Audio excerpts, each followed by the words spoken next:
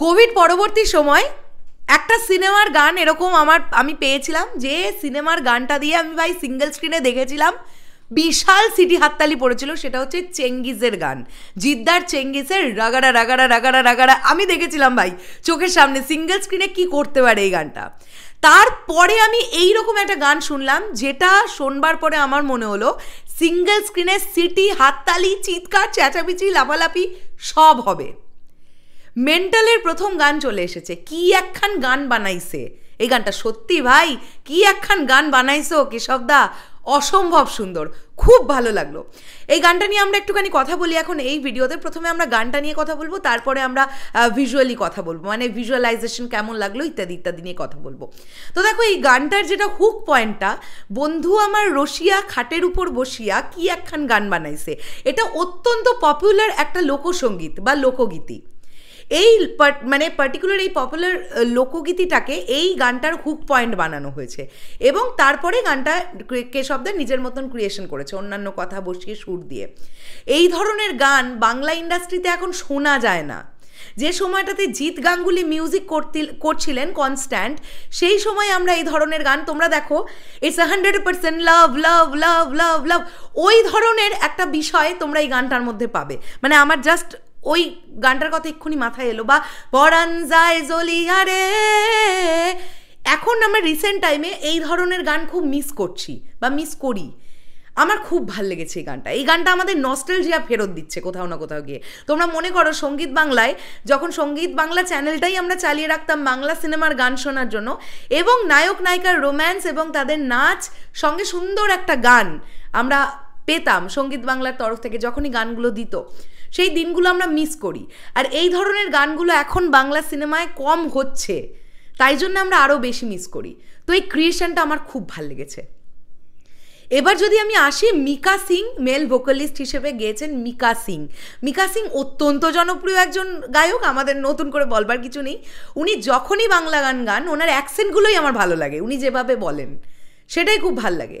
ইমন Chakraborty female vocalist হিসেবে কাজ করেছেন, গান গেয়েছেন, তাকেও ভাল লাগছে, তার পোর্শনটাও ভাল লাগছে। যখন নুসরাত জাহানের লিপে আমরা শুনতে পাচ্ছি, বেশ ভালো লাগছে। আর ইমনদির আমার ভেরিয়েশনগুলো এত ভাল লাগে। এই ইমনদি প্রাক্তনের গান গেয়েছে, এই ইমনদি অর্ধাঙ্গিনীর গানটা গেয়েছে, আবার সেই ইমনদি দেখো তোমার এখন বন্ধু আমার রসিয়া খাটের উপর বসিয়া গাইছে। মানে এত ভার্সেটাইল সিঙ্গার না উনি, নিজেকে এত পরিণত করছেন দিন, মানে ডে বাই ডে, খুব ভাল লাগছে, সেটা ভীষণ ভাল লাগছে। এইবারে আমরা আসি হচ্ছে গানটার ভিজুয়ালাইজেশন। আচ্ছা, তার আগে অবশ্যই ক্রেডিট কেশবদে, খুব ভালো করে যত্ন করে গানটাকে করেছেন, খুব ভালো হয়েছে কম্পোজিশন। এইবার ভিজুয়ালি গানটাকে নিয়ে একটু কথা বলা যাক। এই ভিডিওটা এইচডি কোয়ালিটির ভিডিও হওয়া সত্ত্বেও যখন তোমরা মানে তোমরা যদি ল্যাপটপ বা কম্পিউটারে চালিয়ে দেখো, দেখবে এই ভিডিওটা আমাদের কাছে ক্লিয়ার নয়। কিছু কিছু জায়গায় একটা ব্লারিশ ব্যাপার স্যাপার চলছে এই ভিডিওটার মধ্যে। মানে একটা 4K কোয়ালিটি বা একটা এইচডি কোয়ালিটির ভিডিও যতটা পরিষ্কার নিট অ্যান্ড ক্লিন হওয়ার দরকার, ভিজুয়ালি গানটা ততটা পরিষ্কার নয়। মানে কোয়ালিটির কথা বলছি, কোয়ালিটিটা পুওর লাগছে যখন দেখছি। হ্যাঁ, প্রথম থেকেই মনে হচ্ছিল, আমি তো 3-4 বার গিয়ে দেখলাম ভাই আমার কি ইউটিউবের কোয়ালিটিটা কমানো আছে, তারপরে না আমি দেখলাম যে 1080p তো করা আছে, তাহলে কেন এরকম হচ্ছে। তো তখন দেখলাম কোয়ালিটির কিন্তু কোনো ইমপ্রুভমেন্ট হলো না, এটা হতে পারে কোনো টেকনিক্যাল গ্লিচ। তবে বহুদিন পরে আবার নুসরাত জাহান বাংলা ছবিতে ভালো লাগছে তাকে দেখে, এবং ইয়াশ দাশগুপ্ত এবং নুসরাত জাহান একসঙ্গে এসেছেন বলে আরও ভালো লাগছে। এটা একদম মেন স্ট্রিম একটা মশালা ফিল্ম হবে, আমরা এমনটাই ধরছি।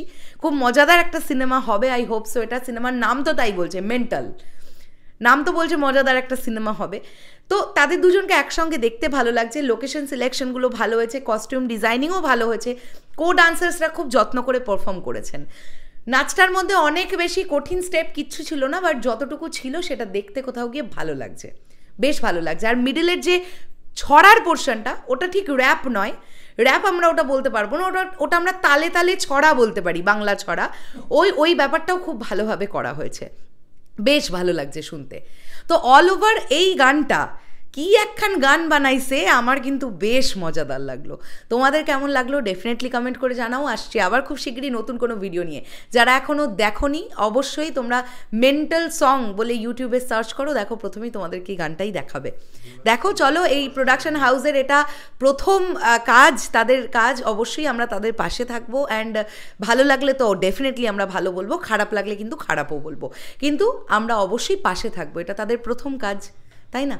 কিন্তু আমি এটা বলতে পারি 2024-এ যত গান আসুক, চার্টবাস্টার গানগুলোর মধ্যে এই একটা গান থাকবে বাংলায়। বন্ধু আমার রসিয়া খাটের ওপর বসিয়া কি একখান গান বানাইছে। টাটা।